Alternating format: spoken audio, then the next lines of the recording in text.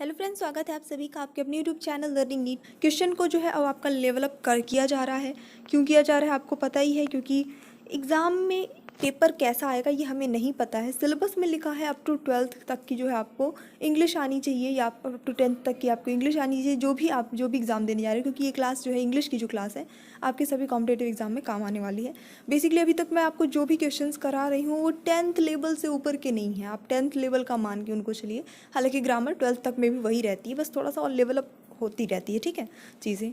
तो यही करा रही हूँ, इन्हीं में से फंस सकता है, कितना भी कठिन पेपर बनेगा यही आएगा, क्योंकि देख रहे हैं आप हर बार पेपर का लेवल थोड़ा सा स्टैंडर्ड किया जा रहा है, कठिन किया जा रहा है। तो अपनी तैयारी क्या है कि अच्छे से रखनी है। एक वैकेंसी आती है, उसके बाद फिर कितने साल बाद आएगी या कब आएगी, उसमें क्या होगा हमें पता नहीं होता है। तो एक में अपना बेस्ट देना है, ठीक है। तो उस हिसाब से अपनी तैयारी करते रहिए। चलिए स्टार्ट करेंगे। चैनल पे जो लोग न्यू हैं प्लीज़ शेयर सब्सक्राइब और लाइक वगैरह कर दीजिएगा। स्टार्ट करेंगे। He said I can do it. यहाँ पे माई बैड नरेशन का क्वेश्चन है, ठीक है। He said yes I can do it. Indirect speech में लिखना है, तो कैसे लिखेंगे? He replied that he could do it. He replied that he could do that. He replied in the affirmative and said that he could do it. He replied in the affirmative and said that he could do that. है ना, मतलब कि आपने narration के बहुत सारे question solve किए, ये थोड़ा अलग है उनसे। और अगर लेवल की बात करें तो मैं बता दूं, है ये 10th लेवल से ऊपर का नहीं है, यही सब 9th-10th लेवल का है। चलिए देखेंगे सही आंसर इसके लिए जो क्या हो जाता है, आपका ऑप्शन नंबर सी से ही हो जाता है। थोड़ा समझिएगा, जब कभी भी इस तरह का आपका दिया रहे, उसमें यस लगा हुआ है, यस लगा हुआ है, तो आपको यस की जगह ये बताना है कि उसने अफर्मेटिव में जवाब दिया। उसने अफर्मेटिव में जवाब दिया मतलब उसने हाँ में जवाब दिया, पॉजिटिव वे में जवाब दिया, ठीक है। तो पहले तो हमने ये बोल दिया कि उसने हाँ में पॉजिटिव वे में जवाब दिया और कहा कि वह ये कर सकता है। तो अब हमने यहाँ पे ऑलरेडी, क्योंकि देखिए यहाँ पे सैड लगा है, यहाँ पे भी सैड लगा हुआ है, हम उसने कहा कि वह ये कर सकता है। तो यहाँ पे अब ध्यान दीजिएगा, इट को हम इट में ही रखेंगे, दैट में नहीं चेंज करेंगे। यहाँ कुछ भी आता है, जैसे टुनाइट आता है, टुडे आता है, स्टरडे आता है, वो हम जो चेंज करते थे वो सब कुछ हमें करने की ज़रूरत यहाँ पे अफर्मेटिव लगाने के बाद नहीं रह जाती है, हमें एज इट इज़ ही लिखना रहता है। थोड़ा सा अगर अलग था आज का question, level up day by day होगा, लाइक वगैरह कर दीजिएगा। अगला प्रश्न देख लेंगे। By whom can he be defeated, ये एक्टिव वॉइस में चेंज करना है, यानी कि ऑलरेडी पैसिव में लिखा है, एक्टिव में करिएगा। Who can defeat him, who defeat him, both are correct, यानी दोनों सही है, या नन ऑफ दीज मतलब इनमें से कोई नहीं। तो जो रूल्स हम एक्टिव से वॉइस में चेंज करने के लिए लगाते हैं, उन्हीं रूल को हम पलट देंगे, उल्टा कर देंगे, तो हमारा पैसिव से एक्टिव बन जाता है। एग्जाम्पल के लिए डिफीटेड लिखा हुआ है यहाँ पे, आप देख रहे हैं, ठीक है, क्योंकि वो थर्ड फॉर्म लगानी है तो बी लगेगा। बाय होम लगा है, तो बाय होम लगा है तो मतलब कि जो हमारा पैसिव वॉइस एक्टिव वॉइस में होना क्या होना चाहिए, हु होना चाहिए पहले, हु। उसके बाद कैन ही, कैन लगा हुआ है इसमें, ठीक है। तो इस वाले सेंटेंस में तो कहीं कैन का कोई वही नहीं है, तो सकना वाली जो मीनिंग है, जो एसेंस है, वो कहाँ से आएगा? वो आएगा ही नहीं, बिल्कुल ही चेंज हो जाएगा। तो ऑप्शन नंबर ए आँख बंद करके हो जाएगा यहाँ पे, क्योंकि कैन हमें हिंट कर रहा है। Who can defeat him. अब देखिए, अब इसको उल्टा करते हैं, चलिए थोड़ा सा चीज़ें बेहतरीन से क्लियर होंगी, है ना चीज़ें। अब देखिए, मान लीजिए अभी आपको ये सेंटेंस दे दिया और अब बोल रहा है कि आप इसको पैसिव में चेंज करिए, तो कौन किसको डिफीट होने करने की बात हो रही है? हिम को। He defeat, he be defeated. Can, क्योंकि ये कैन लगा हुआ है, और हु की जगह बाय होम यहाँ पे हमने लगा दिया सिंपली, ठीक है। हमेशा ध्यान दीजिएगा, जब कभी भी आपका हु लगता है तो बाय होम लग जाता है, याद रखना है।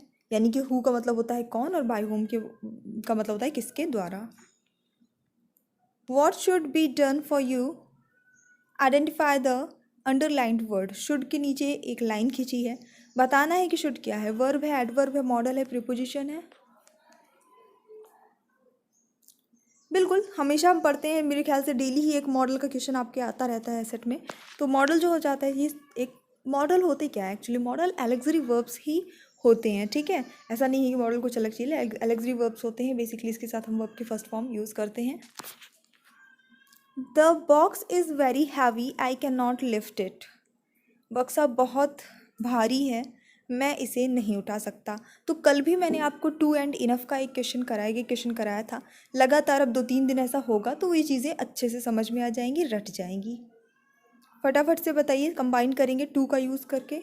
The box is too heavy to lift for me, the box is too heavy for me to lift, the box is too heavy to lift, और नन ऑफ दीज। तो करेक्ट आंसर यहाँ पे क्या होगा, क्योंकि जो बक्सा है वो बहुत भारी है और कौन नहीं उठा सकता, मैं नहीं उठा सकती।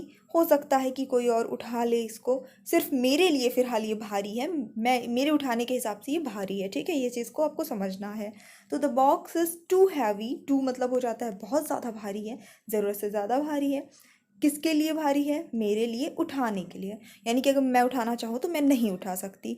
हमेशा मैंने कल भी ये चीज़ बताया था कि जब कभी भी ऐसा आएगा तो पहले फॉर वाला यानी कि किसके लिए है वो आपको पहले लिखना है, और जो वर्ब है आप यहाँ पे रहती है आपकी, वो आपको सबसे लास्ट में ही रखना है। The box is too heavy for me to lift. Move to the next question. The house is comfortable, we can live here. ये जो घर है, ये मतलब घर बहुत आरामदायक है, हम यहाँ रह सकते हैं। इनफ का यूज़ करके आपको ज्वाइन करना है दोनों सेंटेंसेस को।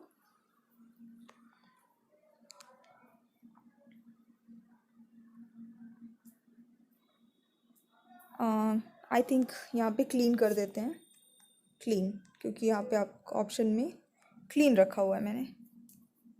चलिए देख लेंगे फिर क्या हो जाता है इसका जो करेक्ट आंसर। तो घर जो है साफ़ है, हम यहाँ रह सकते हैं। The house is clean enough for us to live. अभी मैंने आपको थोड़ी देर पहले बताया कि फॉर वाला आपको पहले रखना है, टू वाला और जो वर्ब है वो आपको बाद में रखना है। तो द हाउस इज़ क्लीन, फिर इनफ लगाया, और फिर दूसरे sentence we can live here का फॉर अस, क्योंकि वी है ना, हम हैं, एक से अधिक हैं, 2 लोग हो सकते हैं, 3 लोग हो सकते हैं, इसलिए अस लगाया, मी नहीं लगाया। फॉर अस किस लिए? पर्याप्त साफ है, रहने के हिसाब से, मतलब हाँ रहा जा सकता है यहाँ पे। To live, that's it. बिल्कुल जैसे टू का ऐड किया था वही चीज़ है।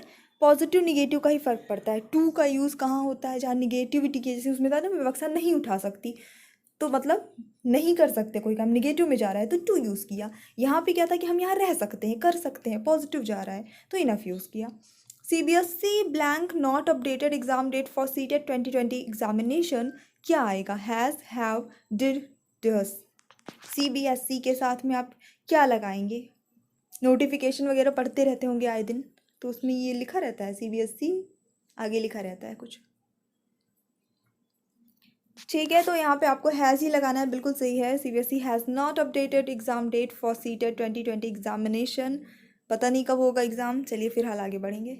Application forms for UPTET 2020 will be blank from November 1st 2020। Okay, starting, started, start, all are correct, सारे सही हैं।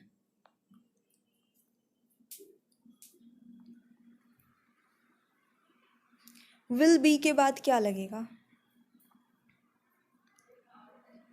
तो विल बी के बाद आपका वर्ब की थर्ड फॉर्म यूज़ करते हैं हम, ऑप्शन नंबर बी सही हो जाएगा। Basically be, should be, can be, कुछ भी ऐसा करके बी लगाते हैं तो उसके बाद हम वर्ब की थर्ड फॉर्म उठा के रख देते हैं। ऑप्शन नंबर बी यहाँ पे सही होगा, started. Application forms for UPTET 2020 will be started from November 1st 2020।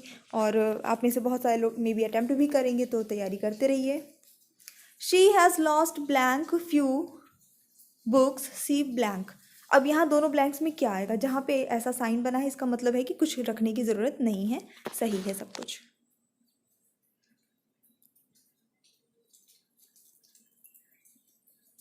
चलिए देखेंगे, उत्तर बताते हैं इसका। ऑप्शन नंबर बी सही हो जाता है आपका, द हैड।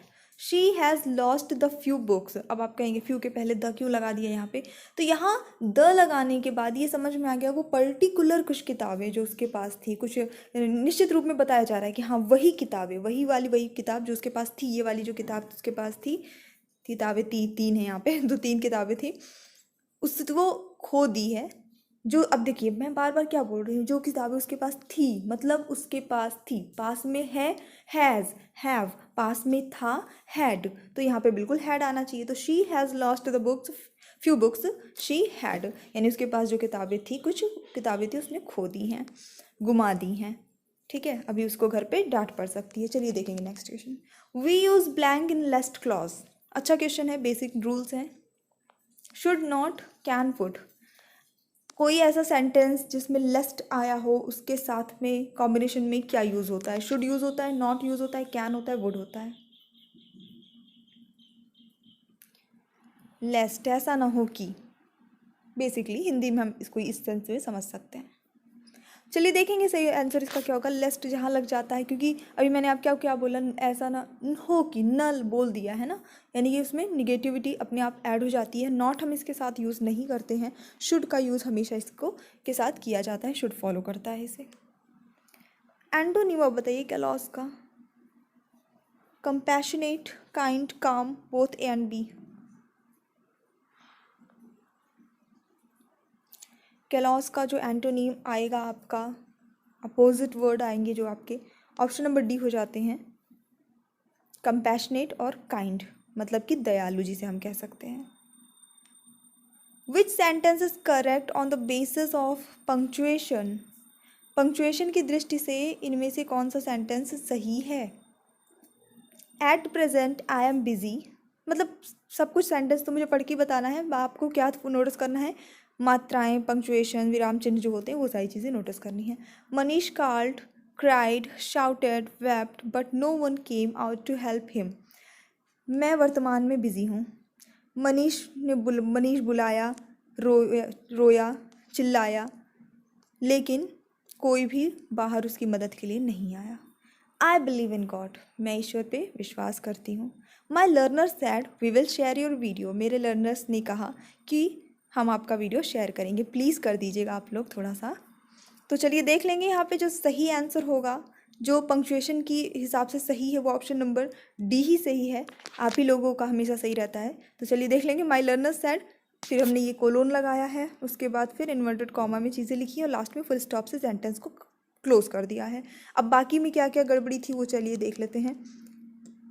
तो यहाँ पे देखिएगा, एट प्रेजेंट के बाद यहाँ कॉमा होना चाहिए था, यानी इन दिनों वर्तमान में मैं बिजी हूँ, यहाँ पे कॉमा आना चाहिए था। मनीष कॉल्ड, क्राइड, जब कभी भी ऐसा एक ही सब्जेक्ट के लिए कई सारे मल्टीपल वर्ब यूज़ हुए होते हैं, क्योंकि यहाँ पे सारे वर्ब हैं, तो वहाँ पे सेमीकोलन नहीं कॉमा ही लगता है, ठीक है।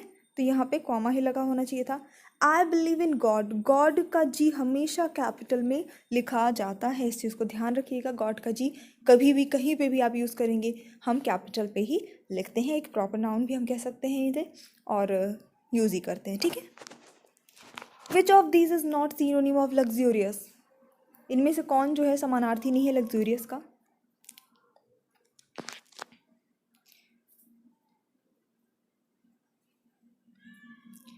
तो चलिए देखेंगे सही आंसर इसके लिए हो जाए आपका ऑप्शन नंबर बी। अगर कल की क्लास से याद हो तो कल की क्लास में ये ऑप्शन था स्टेडली एक, वहीं से ये पिक किया है, ये ऑप्शन को नहीं हटाया है, बाकी सारे ऑप्शन हटा दिए। तो लाविश, डिलक्स, कंफर्टेबल, ये सारे लग्जूरियस के ही अर्थ हो जाते हैं। और अगर आपको किसी का अर्थ नहीं पता तो कंफर्टेबल का तो पता ही है, आरामदायक।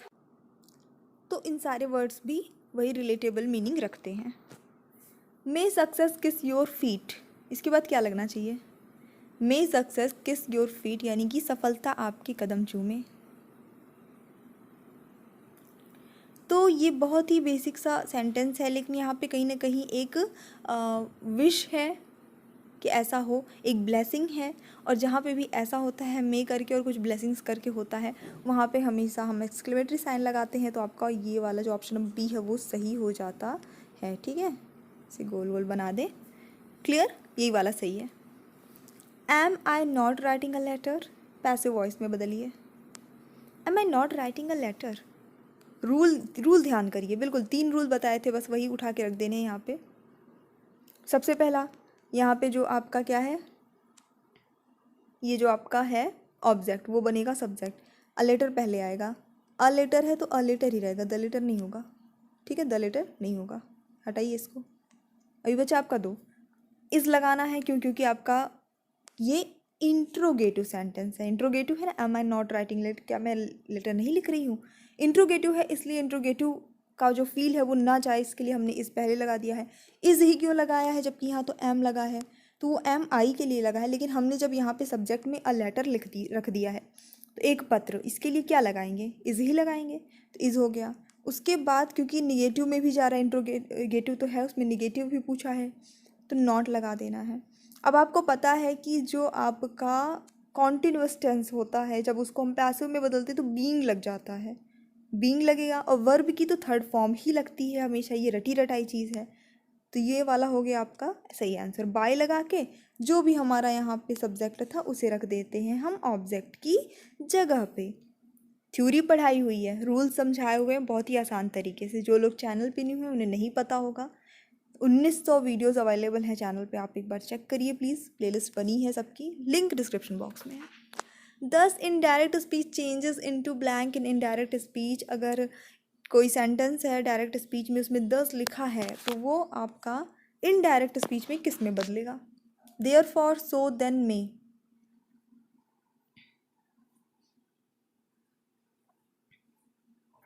सो करेक्ट आंसर यहाँ पे होगा आपका ऑप्शन नंबर बी, सो में चेंज हो जाएगा। ठीक है। सो आई जस्ट होप कि आपको आज का सेशन पसंद आया होगा। पसंद आया तो लाइक करिए, शेयर करिए। अगर आप इस चैनल पे न्यू हैं तो चैनल को सब्सक्राइब करके बेल आइकन जरूर press. So thanks for watching, keep studying and bye bye.